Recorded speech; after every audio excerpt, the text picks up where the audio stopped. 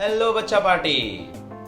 मेरा नाम है अभिषेक राज और मैं आपका अपना AR सर। आप सभी का स्वागत है अपने फिजिक्स के चैनल में डेल्व इनटू फिजिक्स। आज मैं आप लोगों के सामने इलेक्ट्रोस्टैटिक्स का लेक्चर नंबर 7 को लेकर आया हूँ।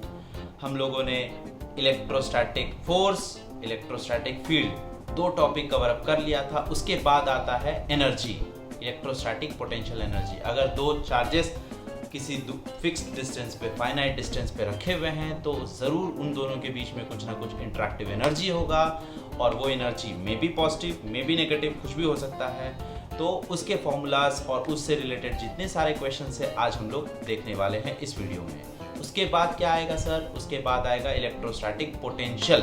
किसी एक चार्ज के वजह से किसी दूसरे चार्ज को अट्रैक्ट करने का या रिपेल करने का क्षमता के बारे में डिस्कस करेंगे।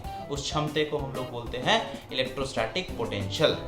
ओके, और आज अगर आप ये वीडियो कंप्लीट देख पाइएगा तो आपको पता चल जाएगा कि स्टार्टिंग के क्वेश्चंस जो है वो बोर्ड लेवल ऑफ क्वेश्चंस होंगे, फिर धीरे धीरे हम लोग इंक्रीज करके मेंस लेवल तक पहुंचेंगे और फिर एडवांस लेवल तक के भी क्वेश्चंस हम लोग आज डिस्कस किए हैं।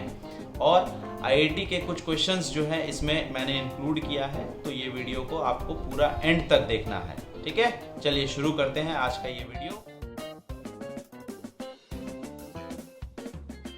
तो शुरू करते हैं आज का हमारा टॉपिक इलेक्ट्रोस्टैटिक पोटेंशियल एनर्जी। ठीक है, ध्यान से देखो इसको किस तरह से डिफाइन किया गया इलेक्ट्रोस्टैटिक पोटेंशियल एनर्जी को। It is defined as the work done by the external agent in bringing the charge from infinity to a certain point very slowly।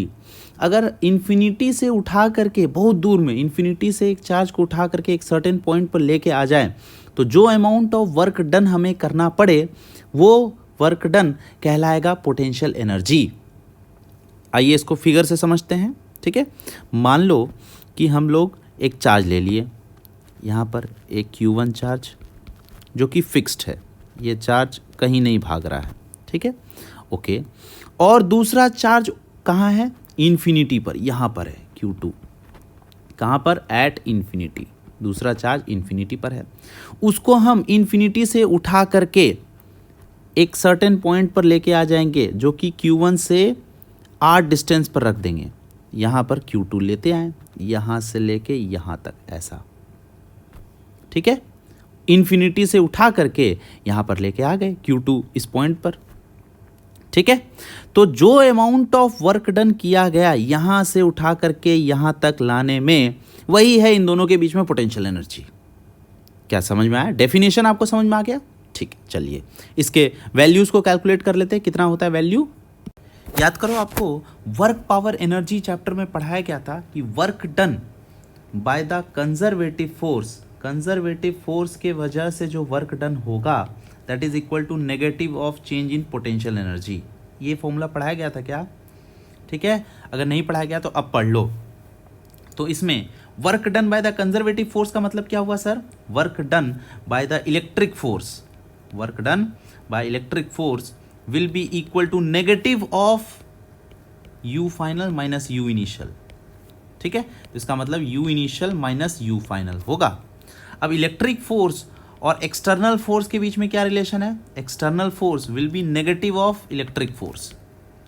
मतलब इलेक्ट्रिक फोर्स जो कर रहा होगा उसका जस्ट उल्टा हम लोग करेंगे, एक्सटर्नल फोर्स। तो ये होता है U final minus U initial. ठीक है, ओके, बहुत अच्छी बात है। इसको कैलकुलेट करते हैं। तो work done by the external force is equal to negative of work done by electric force is equal to negative of force. क्या लिखोगे? वर्क डन हो जाएगा force, electric force into displacement. ये होता है कहाँ से कहाँ तक? इन्फिनिटी से उठा करके लेके आना है R डिस्टेंस तक। ठीक है, तो ये हो गया नेगेटिव। फोर्स जो लग रहा था वो कितना लग रहा था? इसके बीच का spacing K Q1 Q2 by R square into DR।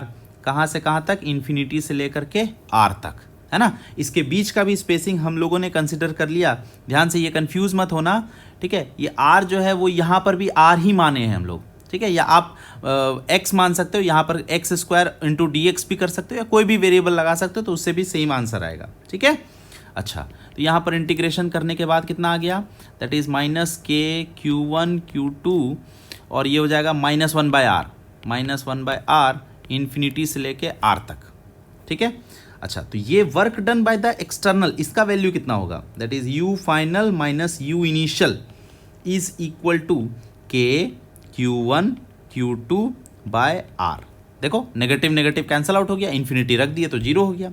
अब हम ये कंसिडर करेंगे कि जब ये चार्ज यहाँ पर था, यानी कि इन दोनों के बीच में सेपरेशन जब बहुत ज़्यादा दूर था, तो देयर वॉज नो इंट्रैक्शन, तो initial potential energy is equal to 0। ये कंसीडर करना है हर सवाल में, यानी कि अगर इन्फिनिटी डिस्टेंस होगा तो पोटेंशियल एनर्जी कितना होगा, 0।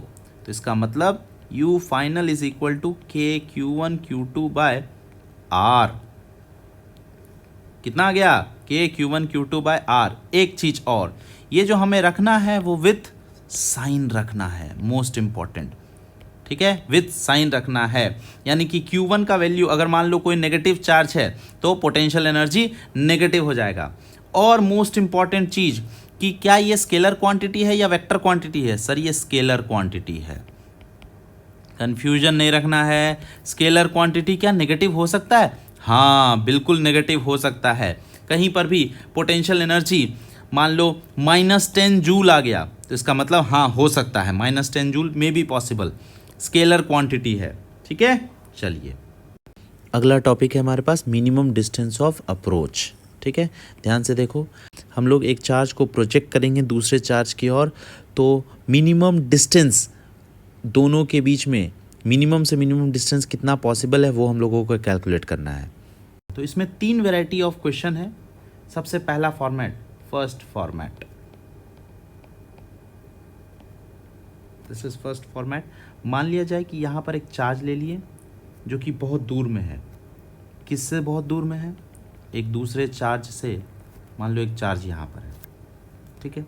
सो this is our Q1 charge और ये फिक्स्ड है, दिया हुआ है सवाल में।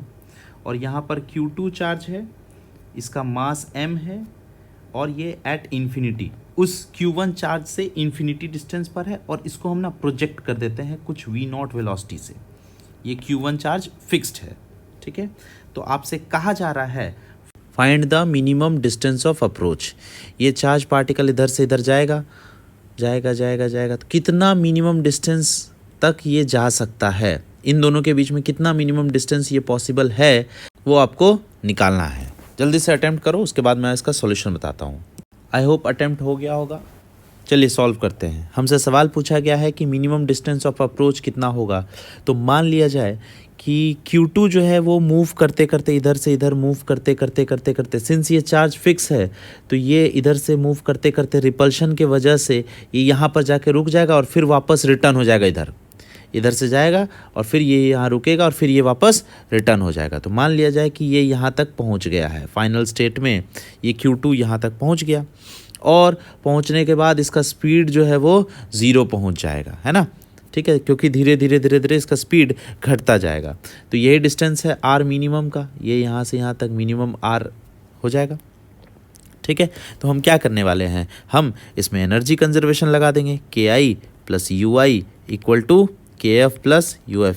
क्या हम मोमेंटम कंजर्व कर सकते हैं, मोमेंटम कंजर्व कर सकते हैं, हम लोग मोमेंटम कंजर्व नहीं कर सकते। लिख लो यहाँ पर, मोमेंटम इज नॉट कंजर्व। क्यों कंजर्व नहीं है, बोलो, नॉट कंजर्व क्यों होगा, बिकॉज यहाँ पर ये जो Q1 चार्ज है इसको फिक्स कर दिया गया, तो ऑब्वियस सी बात है हम इसको एक्सटर्नल फोर्स लगा के फिक्स किए होंगे, वरना जैसे जैसे ये पास आता जाएगा वैसे वैसे ये दूर भागने की कोशिश करेगा, लेकिन ये दूर नहीं भाग रहा है, ये फिक्स है, तो इसका मतलब एक्सटर्नल फोर्स लगा के फिक्स किए हैं। तो अगर एक्सटर्नल फोर्स लग रहा है तो मोमेंटम इज नॉट कंजर्व, ठीक है। चलो आगे बढ़ते हैं। तो यहाँ पर हम लोग एनर्जी कंजर्व कर सकते हैं, मोमेंटम कंजर्व हुआ नहीं तो दूसरा एनर्जी कंजर्व कर दो, ठीक है। तो एनर्जी कंजर्व जब करोगे तो इनिशियल काइनेटिक एनर्जी कितना लिख दोगे, दैट इज ½ mv², लिख दिया यहाँ पर ½ mv², v0²। Initial potential energy, since both the charge particle initially at infinity है तो initial potential energy 0 is equal to final kinetic energy, क्या होगा, रेस्ट पर हो जाएगा, 0 कर दिया। Final potential energy that is K Q1 Q2 by R minimum, यही होगा आर मिनिमम, है ना। तो यहाँ से आर मिनिमम का वैल्यू पता चल गया। आर मिनिमम का वैल्यू कितना आ गया, R minimum is equal to 2 times of K Q1 Q2 by m times of V not square. This is the answer. क्या समझ में आया? ये हमारा पहला फॉर्मेट हो गया। दूसरा फॉर्मेट की हम बात करना चाह रहे हैं, ध्यान से देखो क्या है। मैंने एक चार्ज ले लिया है यहाँ पर जिसका मास m है और Q1 चार्ज है और ये बहुत दूर है, एट इन्फिनिटी है, और इसको हम लोग प्रोजेक्ट कर दिए हैं V नॉट स्पीड से, ठीक है। और V नॉट से जब प्रोजेक्ट किए, किधर प्रोजेक्ट किए, Q2 चार्ज की तरफ, तो इसका भी मास m और Q2 चार्ज की तरफ प्रोजेक्ट कर दिए, लेकिन इस बार ये चार्ज जो है वो फ्री है, एट रेस्ट, ठीक है। इनिशियली ये चार्ज Q2 चार्ज फ्री है, फ्री टू मूव है, लेकिन रेस्ट पर है इनिशियली, ठीक है। तो हमसे पूछा क्या कि find out the minimum distance of approach. ये जो Q1 चार्ज है, जैसे जैसे ये इधर से इधर जाएगा तो मिनिमम डिस्टेंस ऑफ अप्रोच, इन दोनों के बीच में मिनिमम सेपरेशन कितना होगा। अभी इनिशियल सेपरेशन इन्फिनिटी है, तो बताओ जल्दी से, स्क्रीन को पॉज करके अटेम्प्ट करो। आई होप अटेम्प्ट हो गया होगा। तो सबसे मोस्ट इंपॉर्टेंट चीज़, अगर ये चार्ज फ्री है तो जैसे ये इधर जाएगा वैसे ही ये इधर मूव करने की कोशिश करेगा। तो ये दोनों जो है इधर से इधर मूव करने की कोशिश किया, तो मिनिमम सेपरेशन इन दोनों के बीच में तब आएगा जब दोनों के दोनों सेम वेलोसिटी से मूव करना स्टार्ट करेंगे। वो कैसे सर? ध्यान से देखो, ये वाला जो V नॉट है, धीरे धीरे इसका वेलोसिटी घटेगा और इसका वेलोसिटी बढ़ेगा।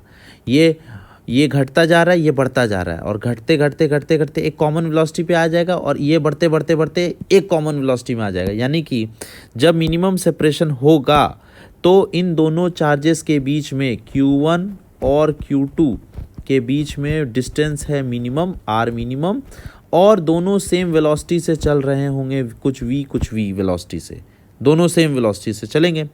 और since there is only one forces acting between them, that is electrostatic force, इधर रिपल्शन वाला इस डायरेक्शन में इलेक्ट्रोस्टैटिक फोर्स और इसमें भी इलेक्ट्रोस्टैटिक फोर्स इस डायरेक्शन में लगेगा, तो हम कह सकते हैं कि only F electrostatic is acting, जो कि कंजर्वेटिव फोर्स है, और net force on the system is equal to 0, so momentum is conserved. Momentum is conserved. जैसे ही मोमेंटम कंजर्व हो गया तो initial momentum is equal to final momentum. Initial momentum m times of V not is equal to final momentum m times of V into 2, दोनों particle हैं तो ये हो जाएगा 2mv, ठीक है। यहाँ से ये काट दिया तो v का वैल्यू आ गया V नॉट बाई 2। जब आप ये निकाल लिए कि final velocity V not by 2 हो गया, तो फिर क्या करना है, तो फिर एनर्जी कंजर्वेशन, फिर से KI plus UI equal to KF plus UF। Initial kinetic energy half m V not square, initial potential energy उड़ा दिया, इन्फिनिटी था, equal to final kinetic energy, दोनों चल रहे हैं, half m V square, V जो है वो V नॉट बाई 2 है, तो V नॉट बाई 2 का होल स्क्वायर और इंटू 2 कर दिया, ठीक है। और फिर फाइनल पोटेंशियल एनर्जी हो जाएगा plus K Q1 Q2 by R minimum, यहाँ से आप निकाल लोगे, है ना। तो आर मिनिमम का वैल्यू कितना हो जाएगा, आर मिनिमम इसको सॉल्व करके आएगा 4K Q1 Q2 by m times of V not का स्क्वायर। आई होप आपका ये आंसर मैच किया होगा, ठीक है। चलिए अगले सवाल की ओर बढ़ते हैं।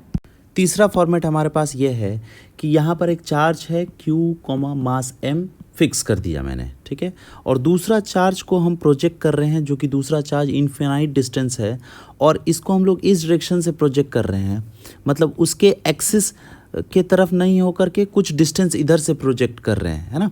तो इसके बीच में अलोंग दिस 2 पैरेलल लाइंस के बीच में जो स्पेसिंग है वो है b, और इस b को हम एक स्पेसिफिक नाम दिया जाता है जिसका नाम है इम्पैक्ट पैरामीटर। क्या है? इम्पैक्ट पैरामीटर, याद रखना, पैरामीटर मतलब इम्पैक्ट करने के लिए कुछ डिस्टेंस है ना।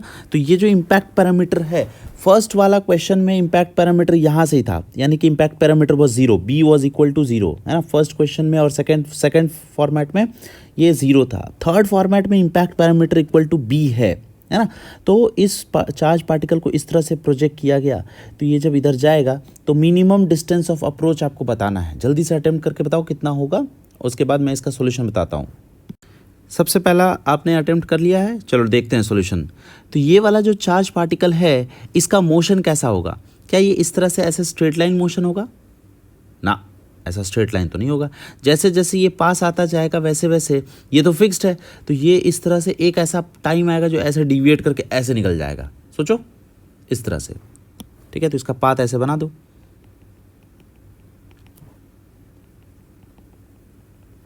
इस तरह से डिविएट कर दिया।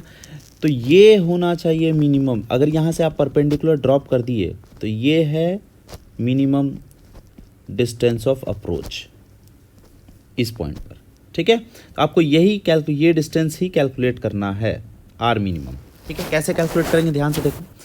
तो सबसे पहला इस पॉइंट पर जो वेलोसिटी होगा वो कुछ बदल जाएगा, v वेलोसिटी होगा, ठीक है। We need to calculate this v velocity. तो उसके लिए क्या करेंगे, सबसे पहला काम कि क्या हम लीनियर मोमेंटम कंजर्व कर सकते हैं? बोलो। p is not conserved. क्यों नहीं कंजर्व्ड है? Because of hinge forces. इस q चार्ज, ये वाला जो चार्ज है इसको हम लोग फिक्स कर रखे हैं, है ना। तो ऑब्वियस सी बात है कि एक्सटर्नल फोर्स से फिक्स कर रखे हैं, तो linear momentum is not conserved, ठीक। लेकिन हम टॉर्क देखना चाह रहे हैं। अगर आप टॉर्क देखिएगा अबाउट दिस ए पॉइंट, मान लिया जाए ए पॉइंट पे हम लोग टॉर्क देखना चाह रहे हैं, तो मान लिया जाए कि ये जो क्यू चार्ज है जो वी नॉट वेलोसिटी से मूव करते करते करते करते ये यहाँ पहुँच गया हो फॉर एग्जांपल, ठीक है। तो इस इंस्टेंट पर जो फोर्स लग रहा है वो कौन सा फोर्स है? ऐसा ही है, Fe इलेक्ट्रोस्टैटिक फोर्स, और इस पे भी इलेक्ट्रोस्टैटिक फोर्स ऐसा लग रहा है ना। तो ए पॉइंट पर मैं आपसे पूछूं कि टॉर्क बताओ, ए पॉइंट के अबाउट टॉर्क बताओ, तो इसका जो ये फोर्स तो इसी से पास कर रहा है ना, और ये भी फोर्स इसी से पास कर रहा है। इसका मतलब ए पॉइंट के about torque is equal to 0। मैं इधर लिख देता हूं, net torque is equal to 0. Net force was not equal to 0 but net torque is equal to 0. एक एक्सटर्नल फोर्स भी लगेगा इस पे, लेकिन वो ए ही पॉइंट से पास करता हुआ रहेगा। अगर हम इस फिक्स कर रखे हैं तो net torque will be equal to 0। Net torque अगर 0 हुआ तो angular momentum is conserved, L is conserved, angular momentum is conserved. मतलब initial angular momentum is equal to final angular momentum. Initial और फाइनल का मतलब इस पॉइंट पर angular momentum कितना लग रहा है और इस पॉइंट पर एंगुलर मोमेंटम कितना लग रहा है। तो इस पॉइंट पर जब एंगुलर मोमेंटम निकालोगे तो एम वी आर जो होगा वो इससे परपेंडिकुलर डिस्टेंस हो जाएगा। तो क्या लिख दोगे?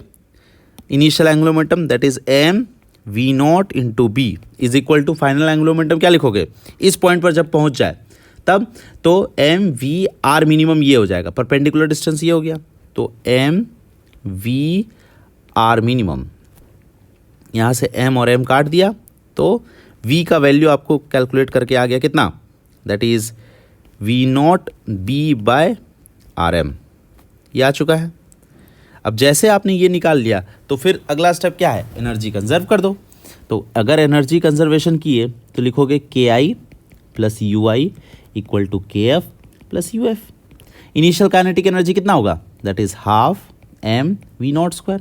इनिशियल पोटेंशियल एनर्जी सर ये इन्फाइनाइट डिस्टेंस था, उड़ा दिए। Final kinetic energy half M V square लगा दिया, plus final potential energy plus K Q by R minimum. यहाँ से आर मिनिमम कैलकुलेट कर लो, हो गया, दैट्स इट। सॉल्व करने पर कितना आएगा? इस v का वैल्यू फर्दर यहाँ से पुटअप कर दो और कुछ ऐसा एक्सप्रेशन आपको मिल जाएगा, है ना। बाकी सारे वैल्यूज़ m v नॉट और q का वैल्यू दिया रहेगा तो हम लोग ये rm कैलकुलेट कर लेंगे, r मिनिमम, है ना। अभी इसको यहीं तक रहने दो, ठीक है। जब पूरी तरह से क्वेश्चन पूछा जाएगा तो हम लोग कैलकुलेट कर लेंगे। ओके, चलिए आगे बढ़ते हैं। अगला हेडिंग है हमारे पास potential energy of system of particles. अब हम 2 पॉइंट चार्ज नहीं लेंगे, अब हम ग्रुप ऑफ पॉइंट चार्ज लेंगे, उसके बीच में पोटेंशियल एनर्जी निकालना सीखेंगे, ठीक है। तो सबसे पहला देखो कैसे होता है। यहाँ पर मैंने 3 चार्जेस ले लिए, तीनों चार्जेस को इक्विलैटरल ट्रायंगल के कॉर्नर्स पर रख दिया। आपको बताना है कि potential energy of the system कितना होगा। जल्दी से सोच के बताओ। सोच लिया आपने? चलो सिंपल सा ये सवाल था, हम आंसर लिखते हैं। U system will be equal to, क्या लिखोगे? सबसे पहले नंबरिंग कर लो, तो ये 1, ये 2, ये 3 हो गया, ठीक है। तो ये U12 लिखोगे, 1 2 के बीच में पेयर पकड़ लो, फिर U13 के बीच में पेयर पकड़ लो, प्लस U23 के बीच में पेयर पकड़ लो। जितने सारे पेयर्स पकड़ लोगे उतने सारे सिस्टम एनर्जी होना स्टार्ट हो जाएगा। 1 2 के बीच में 1 2 ये है, ये 1 ये 2, इसके बीच में एनर्जी कितना होगा, that is K Q1 Q2 by R, तो K Q square by A हो गया। 1 3 के बीच में कितना हो जाएगा, again K Q by R, है ना। तो अब साइन के साथ लेना है, तो ये 1 3 वाला जो है वो माइनस हो जाएगा, देखो K ऐसा लिखते हैं, plus minus Q by A, फिर प्लस K 2 3 के बीच में Q minus Q divided by A, तो ये वाला और ये वाला कट जाएगा, तो आंसर आ जाएगा minus K Q square by A, है ना। तो क्या पोटेंशियल एनर्जी नेगेटिव हो सकता है? हाँ सर, हो सकता है, potential energy can be negative. अगर मैं आपसे पूछूं कि इन तीनों चार्जेस में ये जो नेगेटिव वाला जो चार्ज है, तीसरा चार्ज, उसको मैं पॉजिटिव बना दूं, तब क्या होगा इलेक्ट्रोस्टैटिक पोटेंशियल एनर्जी इन दोनों के बीच में? जल्दी से सोच के बताओ। मैं इसको डिलीट कर देता हूं।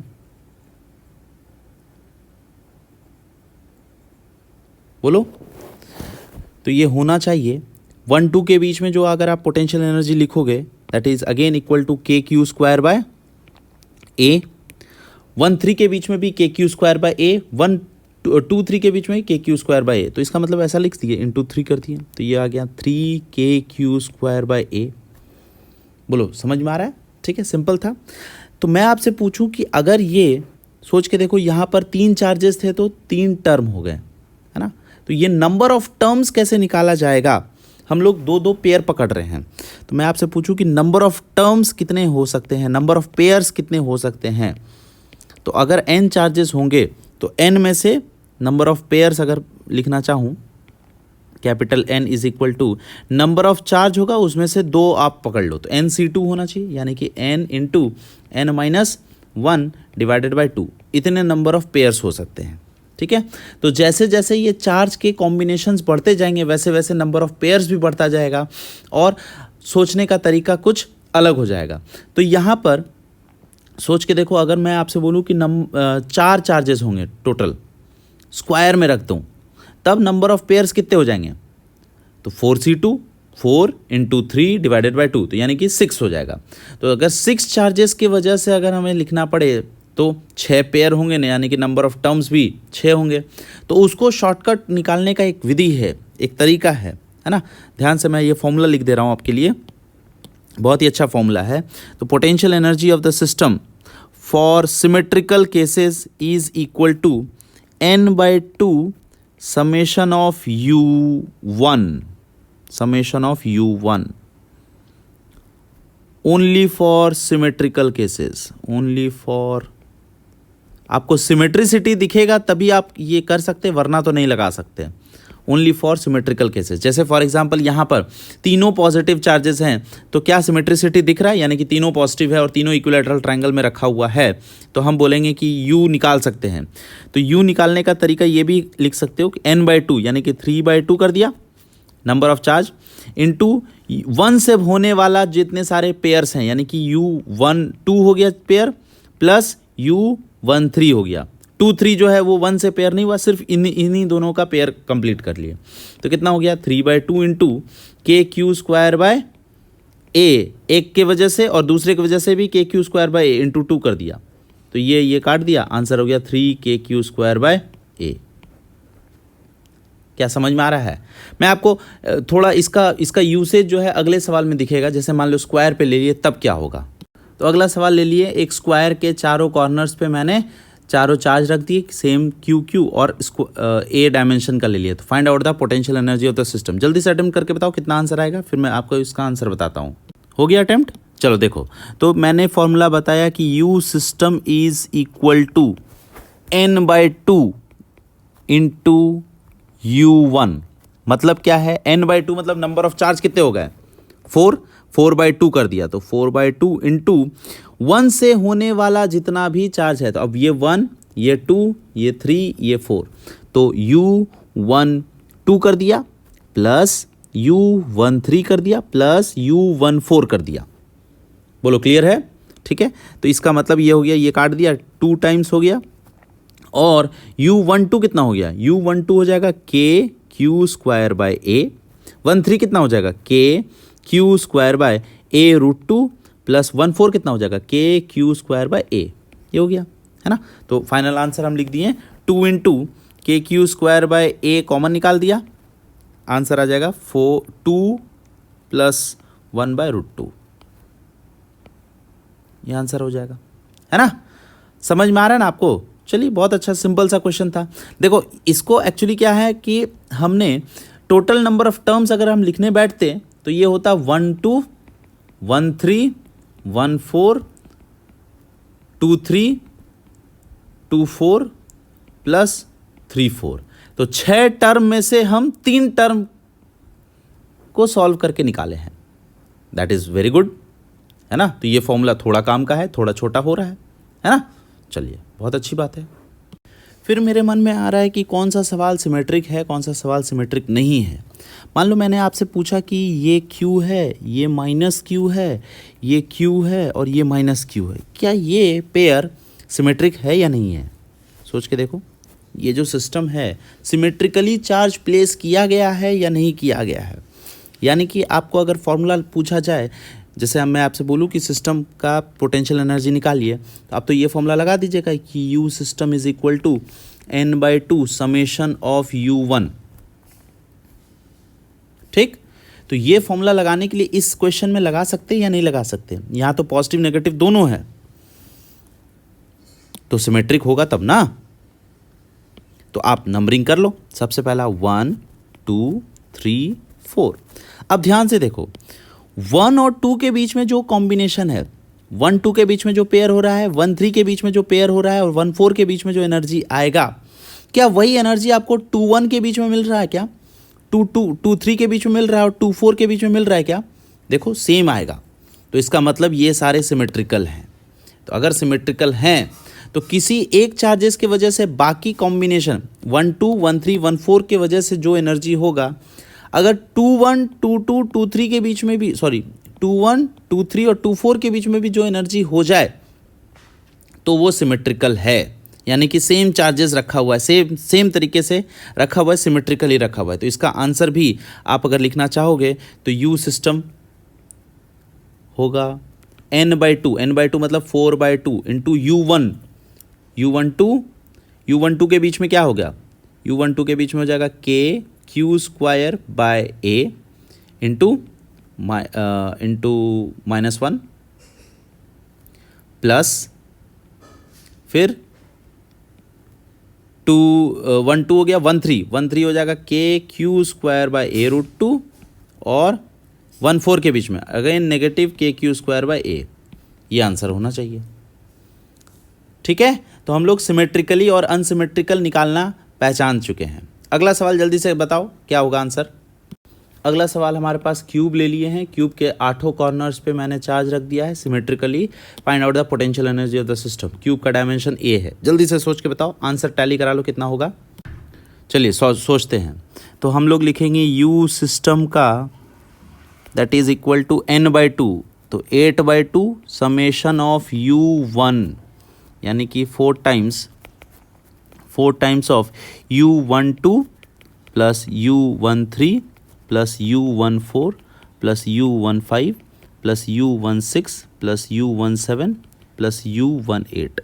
टोटल 7 टर्म होंगे और 7 इंटू 4 यानी कि 28 टर्म होना चाहिए। नंबरिंग कर लेते हैं, 1 यहाँ पकड़ लिया, 1 2 3 4 5 6 7 8। ठीक है, चलिए अब देखते हैं कि किसका किसका आंसर सेम हो रहा है। आई मीन टू से किसके किसके बीच के पेयर सेम होंगे। तो देखो 1 और 2 के बीच में जो है वही 1 और 4 के बीच में होगा, वही 1 और 6 के बीच में होगा। तो हम ये लिख सकते हैं कि 3 टाइम्स 4 इंटू 1 2 और किसका ले लिया 1 4 और किसका ले लिया 1 6 इसका ले लिया। ठीक है, तो 3 टाइम्स ऑफ के क्यू स्क्वायर बाय ए हो गया। ठीक है, फिर उसके बाद ध्यान से देखो 1 3 के बीच में जो होगा 1 3 मतलब ये फेस डायगोनल है ना, डायगोनल है। तो 1 3 के बीच में जो होना चाहिए उतना ही होना चाहिए 1.5 के बीच में और उतना ही होना चाहिए 1.7 के बीच में। सोचो, तो ये भी हम लिखेंगे 3 टाइम्स ऑफ के क्यू स्क्वायर बाय a√2, ठीक है। और लास्ट में बच गया 1.8। 1.8 जो है हमारा बॉडी डायगोनल है, तो इसको हम लोग बॉडी डायगोनल लिख देंगे। बॉडी डायगोनल का क्या हो जाएगा, प्लस 3 के क्यू, नॉट 3 सॉरी, के Q square bye a√3। I think this will be the answer, यानी कि सजा के लिख दिया। तो 4 के Q square by a common ले लिया, 3 plus 3/√2 plus 1/√3। This is the answer. आपको ये बात अच्छे से समझ में आ गई होगी, ठीक है। चलिए अगले टॉपिक की ओर बढ़ते हैं। अगला टॉपिक हमारे पास आता है इलेक्ट्रिक पोटेंशियल। इसका डेफिनेशन की अगर हम बात करें तो electric potential at a point is defined as the work done by the external agent in bringing a unit positive charge from infinity to a point very slowly। याद करो, electrostatic potential energy की जब हम बात करें तो वहाँ पर भी ऐसा ही डेफिनेशन था, लेकिन वहाँ पर यूनिट पॉजिटिव चार्ज नहीं था। Electrostatic potential energy is defined as work done by the external agent in bringing a charge. पूरा का पूरा चार्ज को इन्फिनिटी से उठा करके हम किसी पॉइंट पर लेके आते हैं तो वो वर्क डन कहलाता है पोटेंशियल एनर्जी। और अगर हम यूनिट पॉजिटिव चार्ज को उठा के लेके आएँ तो वो पोटेंशियल हो जाएगा, है ना। इसका मतलब ध्यान से समझना, जैसे मैं आपको फिगर से समझा रहा हूँ। मान लो कि यहाँ पर एक क्यू चार्ज है, ठीक है, एट रेस्ट पहले से ही, और एक क्यू नॉट चार्ज है यहाँ पर, जो कि कहाँ पर है, एट इन्फिनिटी पर है। तो हमारा रेफरेंस ये पॉइंट हो गया, this is our reference point, ठीक है, एट इन्फिनिटी पर है। और इसको हम उठा करके इधर से उठाना स्टार्ट किए, इन्फिनिटी से उठा के हम लोग यहाँ पर रख दिए क्यू नॉट चार्ज को एट एनी डिस्टेंस आर रख दिए। तो अब इस क्यू नॉट चार्ज को उठा करके रखने में जो वर्क डन किया गया वो तो पोटेंशियल एनर्जी होगा, है ना। तो हम कह सकते हैं कि our potential energy will be equal to, क्या लिखोगे, के क्यू नॉट बाय आर। ये हो गया है work done in carrying Q not charge. Q not charge को उठा करके जो कैरी करने में जो वर्क डन किया गया वो है पोटेंशियल एनर्जी। अब इस क्यू नॉट चार्ज को अगर हम डिवाइड कर दें तो हमें मिल जाएगा पोटेंशियल। इस पोटेंशियल को हम लोग वी लेटर से डिनोट करते हैं, ठीक है, वी लेटर। तो work done in carrying a unit positive charge, अगर हम लोग, मैंने लिखा work done unit positive charge, मतलब क्यू नॉट से हम डिवाइड कर देंगे तो यूनिट पॉजिटिव चार्ज मिल जाएगा। और यू कैन से कि U potential energy divided by Q not, और you can say K Q not by R divided by Q not. तो ये मिल गया। तो ये जो पोटेंशियल हमें मिल रहा है, पोटेंशियल ड्यू टू किसके वजह से, ड्यू टू क्यू चार्ज के वजह से, potential due to Q charge is equal to K Q by R. हमें पास ये फॉर्मूला मिल चुका है, ठीक है। अच्छा, तो इसका यूनिट जो होगा वो क्या होगा सर, इसका यूनिट होगा वोल्ट। और क्या लिखोगे, एनर्जी पर यूनिट चार्ज, तो जूल पर कूलम, ये भी बोल सकते हैं, ठीक है। और यहाँ पर जो क्यू चार्ज होना चाहिए वो विद साइन होगा या विदाउट साइन होगा, सर ये विद साइन होना चाहिए, दिस इज़ विद साइन। और ये स्केलर क्वांटिटी है या वेक्टर क्वांटिटी है, तो ये सर स्केलर क्वांटिटी है, ठीक है। Scalar quantity can be positive, can be negative और कैन बी जीरो, तीनों में से कुछ भी हो सकता है, मोस्ट इम्पॉर्टेंट है, ठीक है। ओके, जल्दी से नोट डाउन कर लो, आगे बढ़ते हैं। तो हमने सीखा कि मान लिया जाए कि यहाँ इस पॉइंट से इस पॉइंट तक ये एक 1 पॉइंट है और ये 2 पॉइंट है, और यहाँ से यहाँ तक में एक क्यू नॉट चार्ज को हम कैरी करा रहे हैं फ्रॉम 1 से 2 point in the presence of an external charge. को एक चार्ज रखा हुआ है, क्यू चार्ज रखा हुआ है, जो कि ये Q charge initially R1 distance पर है 1 पॉइंट से, और 2 पॉइंट से R2 डिस्टेंस पर है ना। और हम क्यू चार्ज से यहाँ पर इस पॉइंट से इस पॉइंट तक ये ले जा रहे हैं और ये वाला जो चार्ज है वो फिक्स्ड है। ठीक, तो कहना ये चाह रहा हूँ कि पोटेंशियल डिफरेंस कितना होगा, change in potential difference will be equal to V2 minus V1 final minus initial, okay, which will be equal to change in the potential energy divided by Q naught होगा, change in the potential energy divided by Q naught, which can also be written as work done by the external agent divided by Q naught, which can also be written as negative of work done by the electric forces divided by Q naught, which can also be written as U final minus U initial divided by Q naught. U final क्या होगा, U final हो जाएगा K Q naught Q divided by R1 minus U initial क्या होगा, sorry final चाहिए तो R2 होना चाहिए, K Q not Q by R1 divided by Q not, तो ये और ये डिवाइड मार दिया, तो फाइनली आ गया K Q 1 by R2 minus 1 by R1। बोलो समझ में आया? ठीक है, सारे फॉर्मूला सारे एक्सपेक्ट हम लोग देख लिए। ठीक है, और एक इम्पॉर्टेंट बात कि potential difference between two points, दो पॉइंट्स के बीच में जो पोटेंशियल डिफरेंस है does not depends on the reference point, but potential at a point depends on the reference point. मतलब ये है, जैसे मैंने आपसे पूछा कि बताओ सिर्फ वन पॉइंट पर पोटेंशियल कितना होगा इस क्यू चार्ज के वजह से, तो आप क्या बोलोगे, KQ/R1 होगा ना, वन पॉइंट पर पोटेंशियल। तो वो एक पॉइंट पर जो पोटेंशियल डिफाइंड हुआ है ये कंसिडर किया गया है कि इन्फिनिटी पे, यहाँ पर बहुत दूर में जो पोटेंशियल है वो जीरो है, यानी कि किसी पॉइंट पर पोटेंशियल डिफरेंस डिफाइन करना होगा तो वी नीड टू कंसिडर कि रेफरेंस पॉइंट इन्फिनिटी पे ज़ीरो है, और अगर हमें दो पॉइंट्स के बीच में पोटेंशियल डिफरेंस चाहिए तो दो पॉइंट्स के बीच में पोटेंशियल डिफरेंस होने के लिए रेफरेंस पॉइंट की ज़रूरत नहीं है। ठीक है, दो पॉइंट्स के बीच में पोटेंशियल डिफरेंस के लिए रेफरेंस पॉइंट कंसिडर करने की ज़रूरत नहीं, इन्फिनिटी पे हो या ना हो वी डोंट कंसिडर। लेकिन किसी एक पॉइंट पर इन्फिनिटी पे जीरो है या इन्फिनिटी पे कोई पोटेंशियल है तो उसको कंसिडर करने के बाद ही ये वैल्यू आता है। ठीक है, तो ये काफ़ी इंपॉर्टेंट पॉइंट है, आप इसको ध्यान में रख लीजिए। ओके, तो इलेक्ट्रिक पोटेंशियल पे सबसे पहला सवाल फटाफट अटेम्प्ट करो। यहाँ पर दो पॉइंट्स ले लिया गया है, दो पॉइंट्स पे ए पे -2 वोल्ट का पोटेंशियल है और बी पर 10 वोल्ट का पोटेंशियल है। ये किसी दूसरे चार्ज के वजह से पोटेंशियल होगा, यहाँ पर कोई चार्ज होगा उसके वजह से और इसके वजह से लिखा हुआ है। अब कहा गया कि what is the work done by the external agent in carrying a -2 coulomb charge from B to A. यहाँ से लेके यहाँ तक में इस -2 कूलम चार्ज को यहाँ से यहाँ कैरी करने में कितना होगा वर्क डन। ठीक है, जल्दी से अटेम्प्ट करो। आई होप आपका अटेम्प्ट हो गया होगा। ठीक है, चलो सॉल्व करते हैं। तो हमने जैसा कि फॉर्मूला सीखा था कि work done by the external agent is equal to U final minus U initial. ठीक है, और अगर work done by the electrostatic होता तो U initial minus U final होता। ठीक है, सिंपल सा चीज़ था। अब यू फाइनल जो होगा पोटेंशियल एनर्जी, वो कैसे निकालोगे सर? ये चीज़ हम जानते हैं कि V is equal to potential energy divided by charge.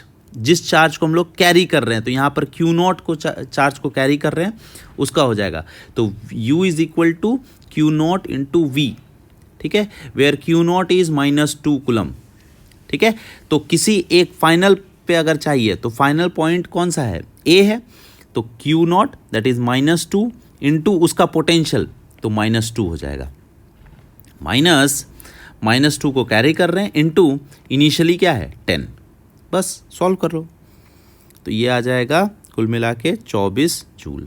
This is the amount of work done by the external agent. ठीक है, चलिए अगला सवाल करते हैं। अगला सवाल है कि मैंने एक स्क्वायर ले लिया है, स्क्वायर के चारों कॉर्नर्स पे चार तरह के चार्जेस Q Q Q और -Q रख दिया है, डायमेंशन A है। आपको बताना है कि C पॉइंट पर सेंटर पे पोटेंशियल कितना होगा इन चारों चार्जेस के वजह से। जल्दी से अटेम्प्ट करके बताओ क्या होगा। आ गया ना आंसर? चलो ठीक है, देखते हैं। जैसा कि आप जानते हैं कि ये जो पोटेंशियल टर्म है ये एक स्केलर क्वांटिटी है, तो मतलब डायरेक्शन के बारे में सोचना नहीं है अपने को, है ना। और किसी एक चार्ज के वजह से, क्यू चार्ज के वजह से अगर आर डिस्टेंस पर पोटेंशियल निकालना है, इस पी पॉइंट पर पोटेंशियल, तो पोटेंशियल आता है के क्यू बाय आर, सिंपल है ना। तो इस सी पॉइंट पर पोटेंशियल निकालना है तो चारों चार्जेस के वजह से चार्ज का मैग्नीट्यूड प्लस उसका डिस्टेंस, तो डिस्टेंस निकाल लो जरा सा। ये वाला डिस्टेंस हो जाएगा कितना, a/√2, मैथमेटिक्स है, a/√2 डिस्टेंस पता चल गया, यहाँ से लेके यहाँ तक का डिस्टेंस।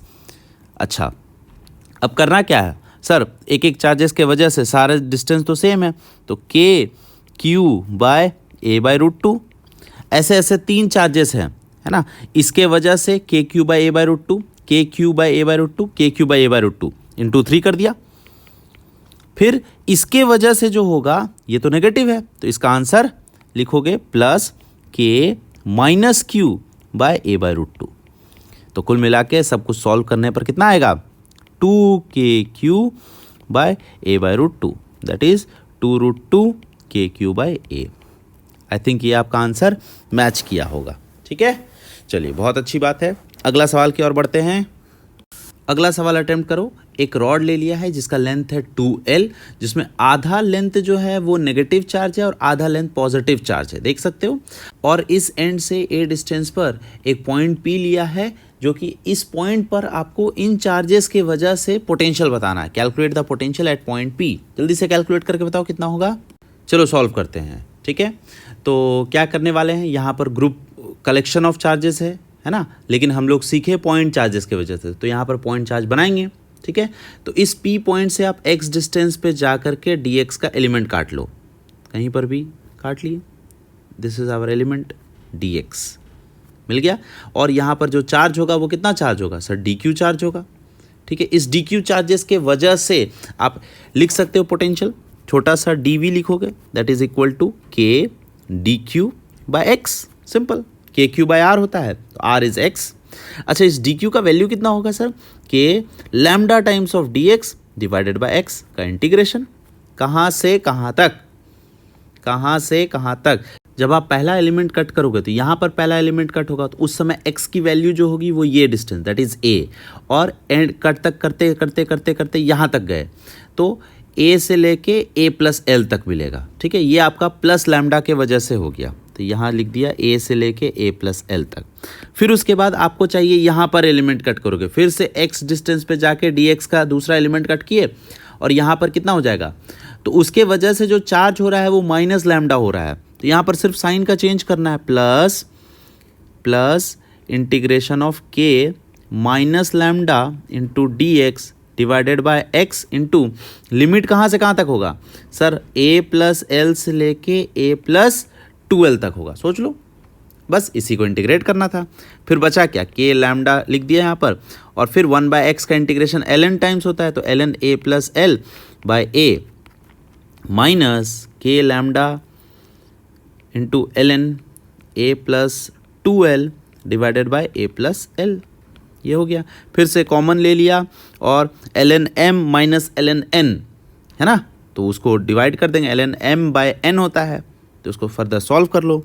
तो फर्दर सॉल्व करने पर कितना आंसर आ जाएगा, a+l का होल स्क्वायर होगा, वो भी आगे आ जाएगा, तो उसको भी आगे लिख दिया, divided by a into a+2l। ये आंसर होना चाहिए पोटेंशियल का, ठीक है। क्या आपको क्लियर हो गया। चलिए आगे बढ़ते हैं। अब उस रॉड को हॉरिजॉन्टल से वर्टिकल बना दिया और इसको पूरी तरह से यूनिफॉर्मली पॉजिटिव चार्ज कर दिया, plus lambda coulomb per metre. आपको बताना है कि इस P पॉइंट पर पोटेंशियल कितना होगा। जल्दी से अटेम्प्ट करो, उसी तरह का सवाल है, एलिमेंट काटो और फटाफट बना लो। हो गया अटेम्प्ट, चलो देखते हैं। तो फिर से क्या करेंगे हम लोग, सबसे पहला काम यहाँ से हॉरिजॉन्टल से जाएंगे और ऊपर चले जाएंगे। तो ऊपर जाने का तरीका y डिस्टेंस पे जाके dy का एलिमेंट कट कर लिए, ठीक है। और इससे हम लोग चार्ज लिख देंगे यहाँ पर, ये डिस्टेंस तो d है, ठीक है। तो ये वाला जो डिस्टेंस होगा वो √y² प्लस d² होगा। तो क्या लिखोगे, छोटा सा पोटेंशियल होगा, that is equal to k q जो होगा वो dq चार्ज हो जाएगा, that is lambda times of dy divided by KQ/r under root of y² plus d²। बस यही है, और इसका इंटीग्रेशन कर लेंगे। ठीक है, अच्छा अब इंटीग्रेशन जब करने बैठे तो थोड़ा सा डिफिकल्ट है। कैसे करोगे इंटीग्रेशन? सब्स्टिट्यूशन मेथड लगाना पड़ेगा, है ना। तो आपको ये चीज़ मैथमेटिक्स में सिखाएगा, अभी डरने की ज़रूरत नहीं है। ये Y square plus D square का जो फॉर्मेट है ना, इसको देखते ही आप पहचान जाओगे। मैथ्स में सिखाया जाता है कि ये तो कांस्टेंट है, ये वेरिएबल है ना। तो वाई को हम अगर ऐसा कुछ लिखें जो ये डी कॉमन निकल जाए और 1 प्लस कुछ फॉर्मेट में आए, तो बेस्ट सब्स्टिट्यूशन मेथड होता है y is equal to D tan theta रख दो। तो अगर आप डी टैन थीटा रख दिए तो D square tan square theta common निकल जाएगा और 1 प्लस टैन स्क्वायर थीटा का फॉर्मूला बन जाता है। तो यहाँ पर रख देते हैं y is equal to D tan theta. ठीक है, तो D Y is equal to D tan theta का differentiation sec square theta D theta. ठीक है, बस बाकी तो फॉर्मूला पुटअप है। तो यहाँ पर लिख दिया के लैम्डा रख दिया, डी वाई का वैल्यू रख दिया D secant square theta D theta divided bye यहाँ पर हो जाएगा डी टैन स्क्वायर थीटा का डी सेक थीटा हो जाएगा। तो ये काट दिया और एक सेक थीटा कट जाएगा और इंटीग्रेट कर लोगे, है ना। तो ये लिखा के lambda secant square theta D theta का इंटीग्रेशन कहाँ से कहाँ तक, ज़ीरो से लेकर के यहाँ से जब स्टार्ट करोगे तो 0 से लेकर के 45 डिग्री तक जाओगे, फिर 0 से लेके -45 तक जाओगे। तो एक तरह से -45 डिग्री से लेकर के 45 डिग्री तक पहुँच गए। ठीक है, अब उसके बाद सेक थीटा का इंटीग्रेशन, सर ये तो याद नहीं है, ये भी मैथमेटिक्स में सिखाया जाता है। सेक थीटा का इंटीग्रेशन आपको ये फॉर्मूला अभी फ़िलहाल के लिए याद रख लेना है, that is ln sec theta plus tan theta. इसका इंटीग्रेशन ये होता है। ठीक है, आपको डरने की बिल्कुल ज़रूरत नहीं है, ये चीज़ मैथमेटिक्स में सिखाया जाएगा, जब आपको सिखाया जाएगा तो रट लेना। ओके, फिलहाल अभी हम इस क्वेश्चन को सॉल्व कर लेते हैं। तो यहाँ पर आ गया ln sec theta plus tan theta का लिमिट 0 से -45 से लेकर के 45 तक। तो वैल्यू पुटअप कर दो, तो ln सेक 45 का वैल्यू कितना होता है, √2, है ना। तो ये हो जाएगा √2 + 1 डिवाइडेड बाय √2 - 1। सोचो, होगा ना। ठीक है, अच्छा इसको जब हम फैक्टराइज कर लेंगे, फैक्टराइज करने पर कितना मिलता है, √2 + 1 डिवाइडेड बाय √2 - 1 इंटू √2 + 1 बाय √2 + 1। तो इसका स्क्वायर हो गया और ये हो जाएगा √2 + 1 डिवाइडेड बाय इसका स्क्वायर डिवाइडेड बाय 2 - 1, तो ये 1 हो गया। तो कुल मिला के √2 + 1 का होल स्क्वायर हो गया। तो हम इसको ये भी लिख सकते हैं कि 2 टाइम्स ऑफ के लैम्डा ln √2 + 1, ये आंसर आने वाला है। क्या बात क्लियर है? ठीक है, तो यहाँ पर ये एक्चुअली में स्क्वायर हो गया, तो वो चीज़ आगे आ जाएगा, है ना। ये टर्म का स्क्वायर हो जाएगा और ये 2 जो है वो आगे आ गया, तो ये आंसर होगा। आपको किताबों में ये स्टैंडर्ड क्वेश्चन है, कई जगह मिलता है, इसलिए मैंने आपको बता दिया। ठीक है, चलिए आगे बढ़ते हैं। अगला हेडिंग है हमारे पास potential on the axis of ring.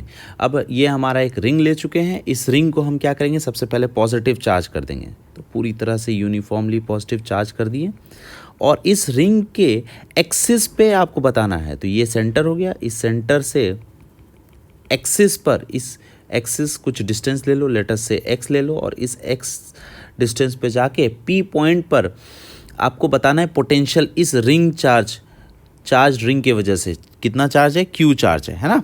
और ये रेडियस आप कंसिडर कर लो, R रेडियस कंसिडर कर लो। तो बताओ कि इस P पॉइंट पर इस रिंग के वजह से कितना होगा पोटेंशियल। क्या आप अटेम्प्ट कर सकते हो? फटाफट अटेम्प्ट करके बताओ, बहुत ही सिंपल आंसर है।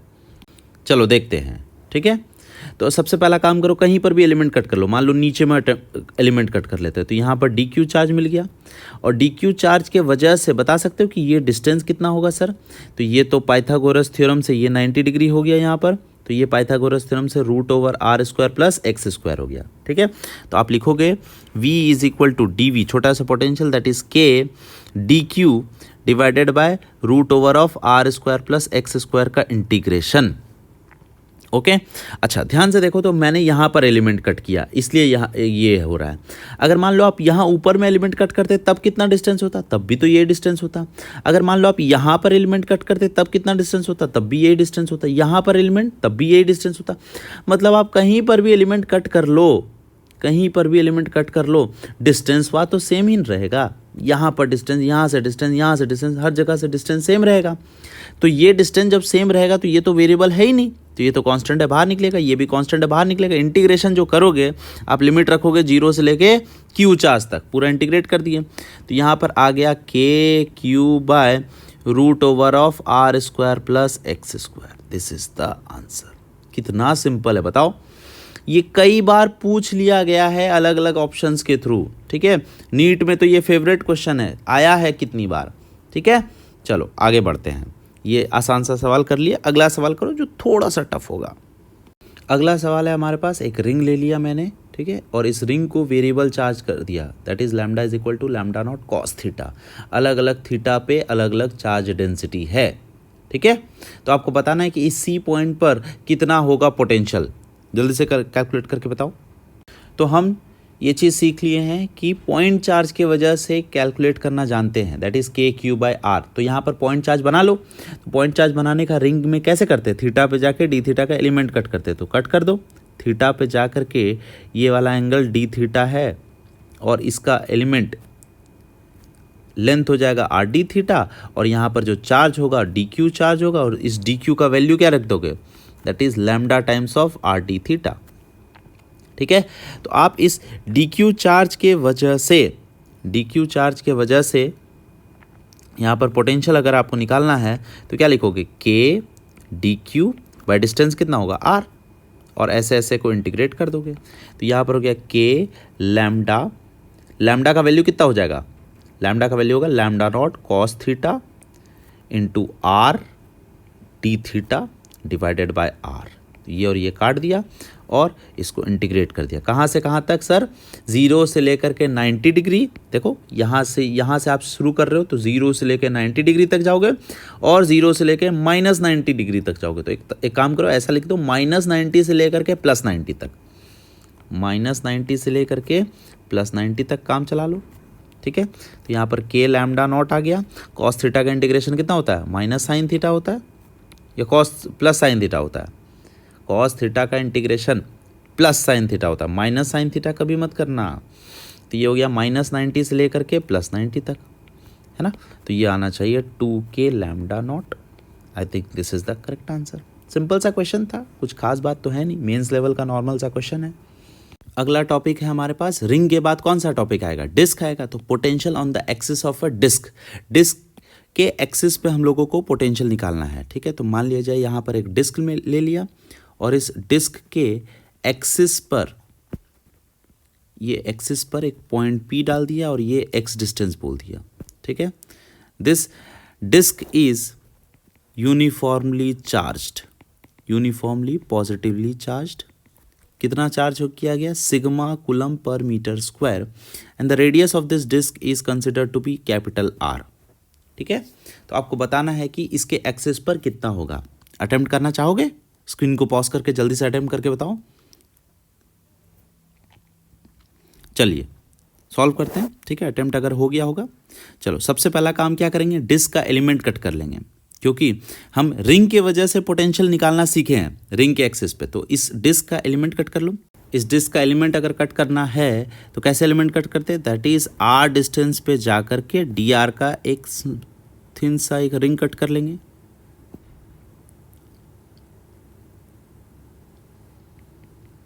ये हमारे पास एक रिंग मिल गया, कितने थिकनेस का, डी आर थिकनेस का, आर डिस्टेंस पे जा करके डी आर। तो इस पे जो चार्ज होगा वो डी क्यू चार्ज होगा, और डी क्यू चार्ज का वैल्यू कितना होना चाहिए, सिग्मा इंटू एरिया। एरिया क्या लिखोगे, इस रिंग का एरिया होना चाहिए, that is d a is equal to perimeter into thickness. तो पेरीमीटर हो जाएगा 2πr इंटू थिकनेस हो जाएगा डी आर। तो यहाँ पर पेरीमीटर इंटू थिकनेस लिख दिया, 2πr डी आर।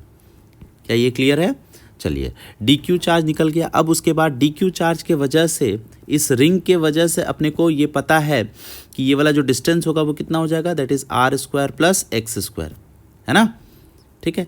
तो ये रिंग के एक्सिस पे हम लोगों ने निकालना सीखा था, छोटा सा पोटेंशियल होगा इस रिंग के वजह से, that is k d q divided by root over of are square plus x square.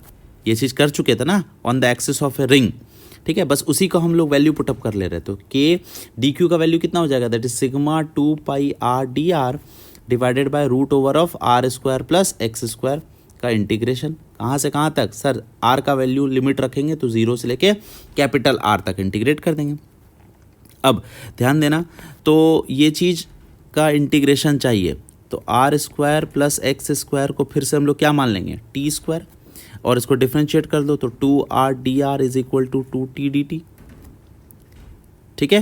तो यहाँ पर इसका डिफ्रेंशिएशन पड़ा हुआ है, देखो यहाँ पर 2r dr पड़ा हुआ है, तो 2r dr को हम लिख देंगे 2t dt, यहाँ सब्स्टिट्यूट कर लो तो ये लिख दिया k सिग्मा पाई जो बाहर निकलने वाला है, k सिग्मा पाई बाहर निकाल दो और 2t dt divided by t का इंटीग्रेशन, तो ये t कट गया, 0 से लेकर इंटीग्रेट में लिमिट रखने की जरूरत नहीं है, बस इसमें ये रख दो k सिग्मा पाई dt का इंटीग्रेशन कितना होगा t, और t का वैल्यू पुटअप कर दो तो ये आ गया 2k सिग्मा पाई, t का इंटीग्रेशन हो जाएगा under root r square plus x square. अब इसमें लिमिट रख दो कहाँ से कहाँ तक, 0 से लेके r तक, ठीक है। और k का वैल्यू अगर हम पुट कर दिए तो 2 into 4 pi epsilon naught sigma pi r square plus x square minus r में वैल्यू पुट करना है तो माइनस एक्स, ये हो गया। तो यहाँ से ये कट गया, ये कट गया, तो आंसर आया sigma by 2 epsilon naught root over of are square plus x square minus x. बोलो क्लियर है? आई थिंक आपको ये आंसर मैच किया होगा, ठीक है। चलिए, ये याद करना जरूरी है, याद होना चाहिए क्योंकि डायरेक्टली क्वेश्चन पूछा जाता है, याद होना चाहिए, ठीक है। अगला सवाल है हमारे पास, यहाँ पर मैंने 2 रिंग ले लिए हैं, दोनों रिंग फिक्स्ड है, दोनों रिंग को यूनिफॉर्मली चार्ज कर दिया गया, पॉजिटिव चार्ज यहाँ पर और इसको पॉजिटिव 2q चार्ज से चार्ज कर दिए। इसका रेडियस भी r, इसका रेडियस भी r, इन दोनों सेंटर टू सेंटर डिस्टेंस है √3r, ठीक है। हम क्या कर रहे हैं, इस सेंटर से इस सेंटर की तरफ एक q चार्ज को मूव करा रहे हैं from C1 to C2। So what is the work done by the external agent in carrying a charge from C1 to C2? जल्दी से अटेम्प्ट करके बताओ क्या होगा, इसका आंसर बताता हूँ मैं। आई होप आप लोगों ने अटेम्प्ट कर लिया होगा। चलिए सॉल्व करते हैं, ठीक है। तो work done by external agent क्या होगा, work done by external agent is U final minus U initial, simple formula. अच्छा, पोटेंशियल एनर्जी निकालने का दूसरा तरीका है कि आप, एक तो फॉर्मूला है K Q1 Q2 by R, दूसरा तरीका है पोटेंशियल निकाल करके Q into V, potential energy is equal to Q times of V होता है ना, V is potential, so V final minus V initial, ठीक है। तो बस आपको V फाइनल और V इनिशियल निकालना है। V फाइनल मतलब यहाँ से यहाँ जा रहा है, तो ये हो गया V2, इस जगह पर V2 निकाल लो और इस जगह पर V1 निकाल लो और बस सॉल्व कर लो। तो हम लोग यहाँ पर सबसे पहला V फाइनल निकालेंगे, तो V फाइनल हो जाएगा, एक तो होगा इस पॉइंट पर पोटेंशियल इस चार्ज के वजह से प्लस इस चार्ज के वजह से, इस चार्ज के वजह से कितना होगा, लिखो that is K 2Q by R plus इस चार्ज की वजह से, इस चार्ज की वजह से यहाँ पर लिखना है, तो इस चार्ज की वजह से ये डिस्टेंस कितना हो जाएगा, KQ बाय R करोगे तो R जो होगा वो √3R और R इसका होल स्क्वायर जो अगर किए तो ये वाला डिस्टेंस मैंने कह दिया 2R होने वाला है, तो लिख दिया KQ और डिस्टेंस कितना हो गया 2R। बोलो क्लियर है? तो ये हो गया that is 5/2 KQ by R, ठीक है। अच्छा, फिर उसी तरीके से V इनिशियल निकाल लो। V इनिशियल जब निकालना है तो इस पॉइंट पर पोटेंशियल चाहिए, तो एक तो इसके वजह से that is KQ by R और एक इसके वजह से इस पॉइंट पर निकालना है, तो क्या लिखोगे K 2Q by 2R that is equal to, ये काट दिया तो ये हो गया 2KQ बाय R। बस इन दोनों को माइनस कर दो, काम हो जाएगा। तो V final minus V initial कितना हो गया, तो work done by external agent is equal to Q into V final minus V initial, तो 5/2 माइनस 2, तो ये आ जाएगा half K Q by R. So answer is equal to K Q by 2r। I think this is the correct answer. ठीक है, simple सा question था ये। पिछला वाला सवाल को ही कंटिन्यू कर रहे हैं। इस बार हम लोग इस यहाँ से क्यू चार्ज को कुछ मिनिमम वेलोसिटी से फेंक रहे हैं ताकि ये यहाँ से C2 को क्रॉस करके इन्फिनिटी तक पहुँच जाए, है ना। तो आपसे पूछा जा रहा है what is the minimum speed of the projection of charge Q यहाँ से, so that it reaches from C1 to infinity. जल्दी से अटेम्प्ट करके बताओ। आई होप अटेम्प्ट कर लिया होगा। चलिए देखते हैं क्या सॉल्यूशन होगा। ध्यान से देखना, ये क्वेश्चन IIT में पहले पूछा जा चुका है, ठीक है। तो देखो क्या है सॉल्यूशन। तो इसमें सिंपल सा एक चीज़ को बस ध्यान रखना है कि अगर ये चार्ज यहाँ से उठ करके एक बार इस C2 को क्रॉस कर जाए, जैसे ही C2 को क्रॉस कर जाए ये तो अपने आप ऑटोमेटिकली इन्फिनिटी पहुँच जाएगा। सोचो सोचो सोचो, मैं यहाँ पे लिख रहा हूँ, once the charge crosses C2, it will automatically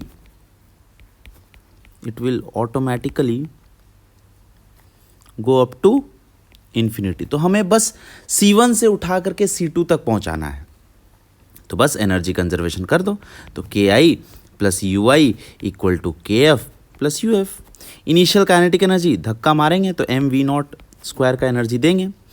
अच्छा, इनिशियल पोटेंशियल एनर्जी तो ये हो जाएगा Q times of V1 is equal to final kinetic energy 0, हमें बस C2 तक पहुंचाना है, final potential energy Q times of V2, है ना। और ये हो गया half mv0 square is equal to Q times of V2 minus V1। ये हम लोग पहले ही कैलकुलेट कर चुके थे।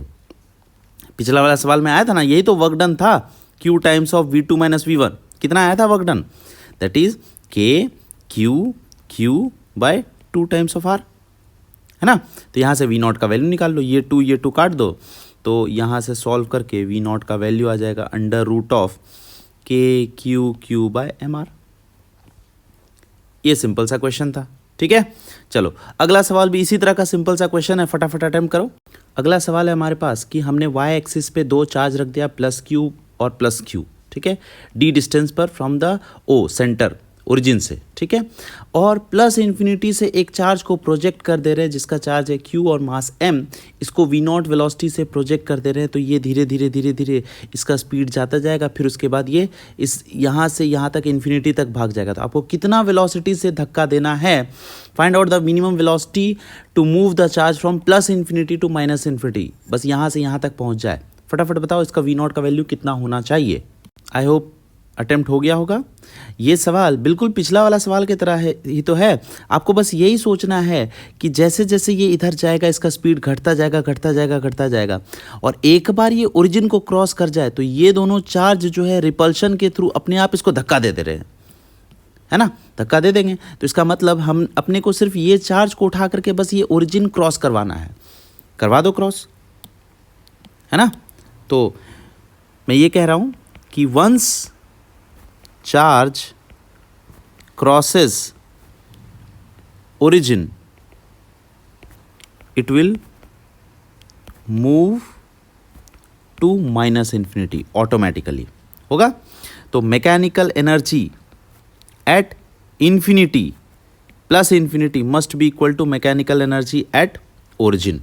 सोचो, है ना। तो इन्फिनिटी पे कौन सा मैकेनिकल एनर्जी है, 2 तरह के मैकेनिकल एनर्जी होता है, एक होता है पोटेंशियल, एक होता है काइनेटिक। तो पोटेंशियल तो 0 हो जाएगा, तो सिर्फ काइनेटिक होगा, that is half mv0 square. बाद में पोटेंशियल एनर्जी कितना हो जाएगा, जब ये ओरिजिन पे पहुंच जाए, तो ये चार्ज यहाँ पर ओरिजिन पे पहुंच गया तो उस समय कितना हो गया, that is K1 Q2 by R। तो Q small q by D और ऐसे ऐसे 2 हैं तो इंटू 2, बस हो गया। इसको सॉल्व कर लो, आंसर आ गया। तो V0 is equal to under root Q by pi epsilon naught MD। ये करेक्ट आंसर होगा। बोलो क्लियर है। ये आसान सा क्वेश्चन था, कुछ हार्ड तो है नहीं, है ना। अगला सवाल जो है वो बहुत मज़ेदार है, आपको मज़ा आ जाएगा। जल्दी से अटेम्प्ट करके बताओ। ये रहा अगला सवाल। हमारे पास यहाँ पर टोटल 4 चार्जेस है, 8 माइक्रोकुलम, -1 माइक्रोकुलम, -1 माइक्रोकुलम और 8 माइक्रोकुलम। सबके लोकेशंस यहाँ पर दिए हुए हैं, ठीक है, कोऑर्डिनेट दे दिया। All the 4 charges are placed on the y axis, okay. अच्छा, अब क्या है, एक एक्स एक्सिस पे, एक बहुत दूर में एक एक्स एक्सिस में एक क्यू चार्ज और मास m जिसके वैल्यूज़ दिए हुए हैं, मास और चार्ज का वैल्यू दिया हुआ है, इसको हमने प्रोजेक्ट कर दिया इस तरफ, ठीक है, v नॉट वेलोसिटी से। तो हमसे पूछा जा रहा है कि what is the least velocity of v not so that it crosses the origin. आपको मिनिमम से मिनिमम वेलोसिटी बताना है ताकि ये ओरिजिन को क्रॉस कर जाए। जल्दी से सोचो, फिर उसके बाद सॉल्यूशन बताता हूँ। चलिए, आई थिंक आपने कोशिश कर ली है। अब इस सवाल के सॉल्यूशन को समझने की कोशिश करते हैं, ठीक है। क्या आता है आंसर? आंसर मैं बता दूं, इसका आंसर इंटीजर आंसर है, ठीक है, मतलब सिंगल डिजिट इंटीजर आंसर है, ठीक है। चलो, नहीं बना या बन गया, बहुत अच्छी बात है। ये सवाल आईआईटी में आ चुका है। अब सॉल्व करते हैं, ठीक है। तो फिर सबसे पहली बात, इस क्वेश्चन को समझने के लिए हमें ना प्रीवियस क्वेश्चन को फिर से समझना पड़ेगा। प्रीवियस क्वेश्चन को बुलाते हैं, ये हमारा प्रीवियस क्वेश्चन था, ध्यान से देखो, ठीक है।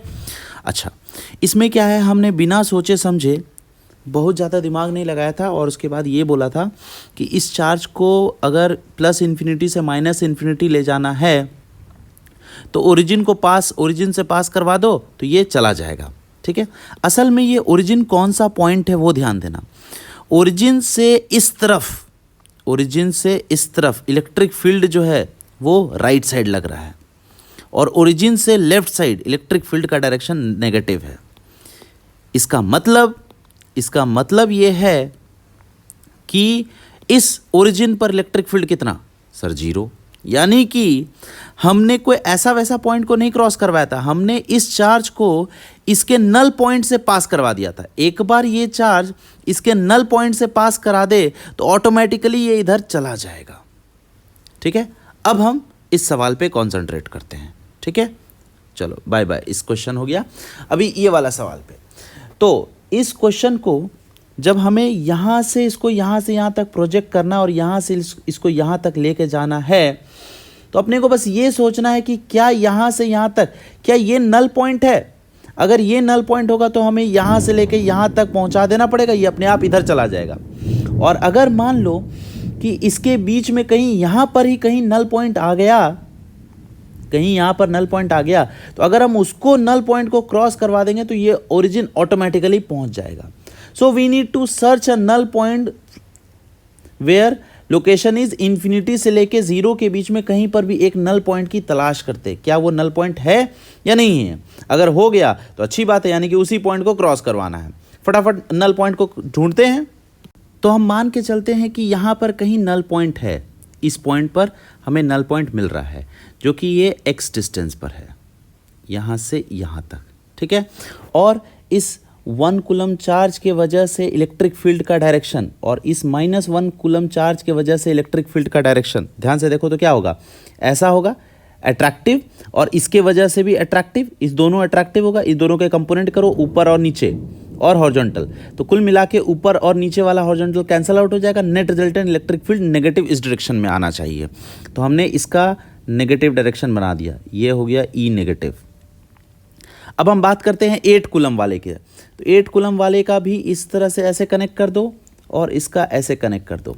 तो आपको डायरेक्शन अगर 8 कूलम वाले का चाहिए तो इसका इलेक्ट्रिक फील्ड का डायरेक्शन ऐसा रिपल्सिव, और इस 8 कूलम वाले के वजह से इलेक्ट्रिक फील्ड इधर रिपल्सिव, तो उसका वर्टिकल डायरेक्शन में कंपोनेंट करो और इसका वर्टिकल डायरेक्शन में, और दोनों के वर्टिकल डायरेक्शन कैंसिल आउट होंगे और हॉरिजॉन्टल डायरेक्शन में आ जाएगा। यानी कि इलेक्ट्रिक फील्ड इस दोनों 8 माइक्रोकूलम के वजह से इलेक्ट्रिक फील्ड पॉजिटिव होना चाहिए।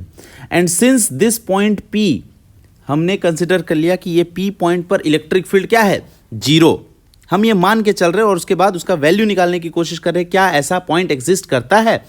तो at P E positive must be equal to E negative, दोनों का इलेक्ट्रिक फील्ड का वैल्यू बराबर अगर है तब क्या होगा, कैलकुलेट करते हैं कितना आ जाएगा। पॉजिटिव इलेक्ट्रिक फील्ड का वैल्यू चाहिए अपने को, तो हम लिखेंगे मैग्नीट्यूड होता है KQ/R², तो लिख दिया Q कितना है 8 माइक्रोकूलम इंटू R²। R² क्या होगा सर, ये वाला डिस्टेंस कैसे निकालोगे, ये डिस्टेंस हो गया x और ये डिस्टेंस हो गया √27/2, तो उसका होल स्क्वायर का अंडर रूट लगा दिया, तो ये होना चाहिए 27/2 प्लस एक्स स्क्वायर। सोचो उसका अंडर रूट का स्क्वायर ये हो गया, इनटू, ध्यान देना, अब इलेक्ट्रिक फील्ड जो है वो ऐसा तो नहीं है, कैसा है, हॉरिजॉन्टल डायरेक्शन में, तो यानी कि ये एंगल थीटा, कॉस थीटा भी लग रहा है। कॉस थीटा का वैल्यू कितना होगा सर, यहाँ से कॉस थीटा जितना थीटा होना चाहिए उतना ही कॉस थीटा होगा, ठीक है। तो ये कॉस थीटा का वैल्यू इस ट्रायंगल में कॉस थीटा का वैल्यू भी लगेगा, तो कॉस थीटा होना चाहिए x by this distance, x by hypotenuse, hypotenuse ये है ना।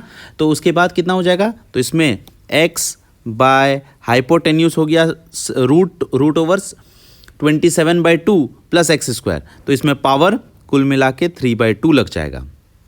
बोलो क्लियर है।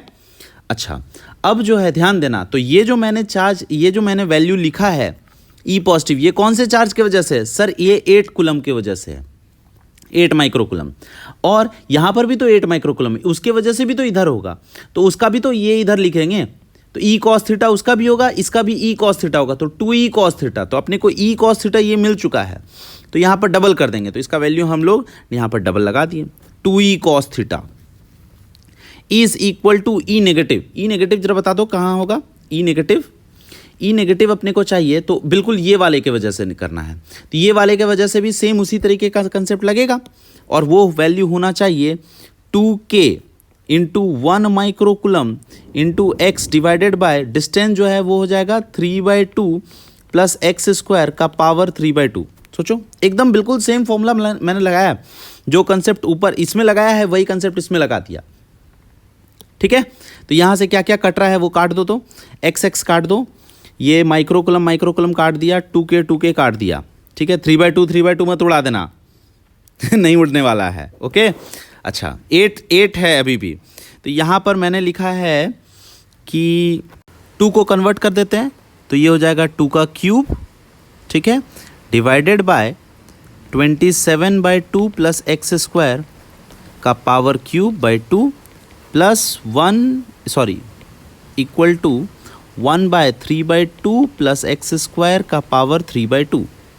फिर दोनों तरफ पावर लगा दो 2/3, इधर भी पावर और इधर भी पावर 2/3 लगा दो, तो यहाँ से देखो 2/3 इसके साथ पूरा कट जाएगा, और ये भी 2/3 पूरा कट जाएगा, है ना, और ये क्यूब कट जाएगा, तो कुल मिला के बचेगा 4 times of 3/2 plus x square is equal to 27/2 plus x square. तो इससे आपको x का वैल्यू पता चल जाएगा, that is plus minus √5/2 metre, ये आया होगा, है ना। सबसे पहला काम आपको ये निकाल लेना है, ठीक है। इसका मतलब अपने को ये पता चल गया कि नल पॉइंट जो है वो x is equal to √5/2 metre positive और √5/2 नेगेटिव, इन दोनों जगह पर इलेक्ट्रिक फील्ड 0 हो रहा है ना, ठीक है, ओके, बहुत बढ़िया बात है। हमारे पास नल पॉइंट का लोकेशन आ चुका है, ठीक है। तो इसका मतलब ये है कि इन्फिनिटी से एक बार ये चार्ज इस P पॉइंट को क्रॉस कर जाए तो अपने आप ये 0 को क्रॉस करेगा, है ना, ठीक है। नल पॉइंट को क्रॉस कर जाए तो अपने आप ये अट्रैक्ट करने लग जाएगा, इस तरफ चला जाएगा, ठीक है। यानी कि इसके इस तरफ जो है वो पॉजिटिव इलेक्ट्रिक फील्ड डोमिनेट है और इसके इस तरफ नेगेटिव इलेक्ट्रिक फील्ड डोमिनेट है, तो इसका मतलब इस तरफ ये रिपल्शन फील करता रहेगा और जैसे इसको क्रॉस किया तो अट्रैक्शन फील करेगा, तो ये खट से अपने आप ओरिजिन की तरफ पहुँच जाएगा। तो अपने को बस यहाँ से यहाँ तक का ही एनर्जी कंजर्वेशन करना है, बाकी काम हो गया, ठीक है। तो कर दो एनर्जी कंजर्वेशन, यानी कि KI plus UI equal to KF plus UF। Initial kinetic energy sir 12mv0² लेंगे, इनिशियल पोटेंशियल एनर्जी इन्फिनिटी पे 0, फाइनल काइनेटिक एनर्जी यानी कि P पॉइंट पर काइनेटिक एनर्जी इक्वल टू 0 होगा, तो इसको भी उड़ा दिया। फाइनल पोटेंशियल एनर्जी क्या लिखोगे, Q times of VP, P point पर कितना पोटेंशियल है, पोटेंशियल एनर्जी निकालने का। अब अपना टारगेट ये है कि VP कितना होगा, VP हम लोग अलग से निकाल के देखते हैं। P पॉइंट पर पोटेंशियल निकालने का तरीका है कि पॉजिटिव चार्जेस के वजह से पोटेंशियल निकाल लो और नेगेटिव चार्जेस के वजह से पोटेंशियल निकालो और दोनों को ऐड कर दो, है ना। यहाँ पर टोटल सारे पॉजिटिव चार्ज है, ये एक जैसा है और यहाँ से एक जैसा है, इसके वजह से और इसके वजह से मल्टीप्लाई 2 कर देंगे और इसके वजह से मल्टीप्लाई 2 कर देंगे, ठीक है। तो निकालते हैं, तो फॉर्मूला क्या हो जाएगा, दैट इज KQ/R। तो KQ हो गया 8 माइक्रोकुलम बाय R जो होने वाला है वो रूट ओवर ऑफ कितना लिखोगे, दैट इज यहाँ पर 8 वाले के लिए निकाल रहे हैं, तो ये हो गया अपना x का स्क्वायर प्लस √27/2 का स्क्वायर। तो x भी तो पता था अपने को, दैट इज 5/2 का स्क्वायर प्लस 27/2, ठीक है, ये हो गया। और ऐसे ऐसे दो हैं तो इंटू 2 कर दिया। माइनस क्यों किया, क्योंकि नेगेटिव वाले का नेगेटिव चार्ज है तो नेगेटिव पोटेंशियल, तो फिर से उसका भी 2K 1 माइक्रोकुलम इन divided by root over of 5/2 plus 27 के बदले कितना हो जाएगा 3/2। इसको सॉल्व करो, इसको सॉल्व करेंगे तो आंसर आएगा 27 × 10⁻³ वोल्ट, इतना आएगा Vp। अब जैसे ये निकला इसको यहाँ पर डाल दो, तो ये वाला फॉर्मूला हो गया, दैट इज हाफ m का वैल्यू कितना आ रहा है, दैट इज 6 × 10⁻⁻4 इंटू V0 का square is equal to Q का वैल्यू है 0.1 इंटू Vp का वैल्यू है 27 × 10⁻³ तो इस सब कुछ सॉल्व करने पर V0 का वैल्यू 3 मीटर पर सेकेंड आ जाएगा। ऐसा वैल्यू लिया गया था। क्या बात समझ में आई आपको, है ना। तो ये सवाल IIT 2000 में पूछा गया था, 2000 में सब्जेक्टिव टाइप में था, है ना। और कितने मार्क्स का था, बिलीव नहीं करोगे, ये 10 मार्क्स का ये क्वेश्चन था। इसके साथ एक और क्वेश्चन था कि find out the kinetic energy at the origin, और कंटिन्यूएशन था कि ओरिजिन पर काइनेटिक एनर्जी कितना होगा, वो भी आप निकाल सकते हो। एनर्जी कंजर्वेशन, यहाँ का एनर्जी लिख दिया और यहाँ का एनर्जी लिख दिया और काइनेटिक एनर्जी निकाल लेंगे यहाँ पर, तो वो कोई हार्ड बात नहीं है। मेन पूरा खेल जो था वो इसका निकालने का था कि इलेक्ट्रिक फील्ड यहाँ पर कहीं ज़ीरो हो रहा है या नहीं हो रहा है। इसी के 10 नंबर थे आपको। ओके, चलिए, बहुत अच्छी बात है। तो इसी सवाल के साथ आज की सेवा यहाँ पर समाप्त हो रही है। फिर मिलेंगे हम लोग अगले दिन अलग सवालों के साथ। तब तक आप देखते रहिए, बनाते रहिए सवाल, आपको बहुत मज़ा आता रहेगा, ठीक है। और मैं आपकी तैयारी बोर्ड लेवल से उठा करके मेंस लेवल और मेंस लेवल से उठा करके एडवांस लेवल तक की कराता रहूँगा। भरोसा रखना है आपको, ठीक है। Bye bye.